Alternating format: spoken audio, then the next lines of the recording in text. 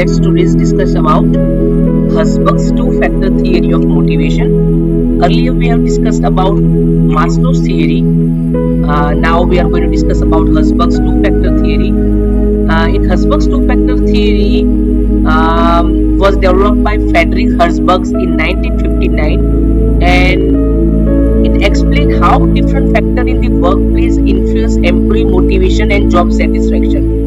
So Herzberg's two-factor theory states that job satisfaction and dissatisfaction are caused by two different sets of factors. So which are these two factors? So Herzberg proposed that they are called as the hygiene factors as well as the motivation factors. So hygiene factors, as you can say, are absent if that our people are going to be dissatisfied, and we need to focus on motivation factors, where if our people are satisfied, then definitely they will motivate. So we have to motivate our people, we need to introduce both kind of factor, hygiene factors as well as the motivation factors. So let's see one by one. Once we talk about motivation factors, instinct factors that encourage job satisfaction, things that employee don't necessarily expect but they increase their motivation. These factors create positive job satisfaction and are linked to the nature of the work itself and personal growth. They encourage employee to work harder and improve performance. When these factors are present, employee feel motivated and satisfied. So which are the key motivators? Achievement and recognition, responsibility, growth and advancement, and work itself. Means if we give the very challenging and meaningful work, then also our people are going to be motivated. Here is one example. For example, an employee feels motivated when they receive recognition for their hard work or get promoted for a higher position. So this is under the growth and advancement, right? So this is an example of motivation factors. Let's look at the second factor, that is a hygiene factor, that is the extrinsic factors.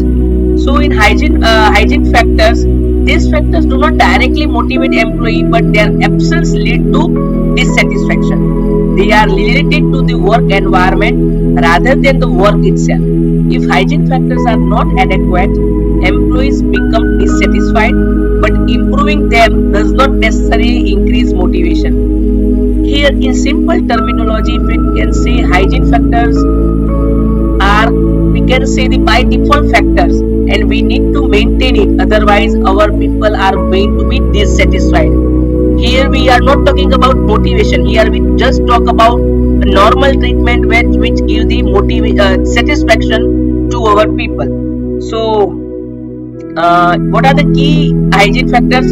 So we have to give the adequate salary and compensation, have a proper, transparent and proper policy of the company. We provide the job security of the people, having proper working condition and work culture, then relationship with superior and subordinate and the colleagues. And we also need to focus on how our people are balance their work life.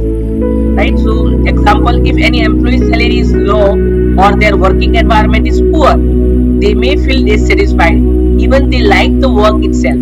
However, raising their salary alone may not motivate them if motivational factors are lacking. Right? So I hope this by example you come to know. So what in short you need to remember, Herzberg's two-factor theory is stating two factors, that is hygiene factors and the motivation factors. So if you focus in this particular chart, you will get more an idea if what under hygiene factors, what under motivation factors, and if they are absent, our people are going to be dissatisfied.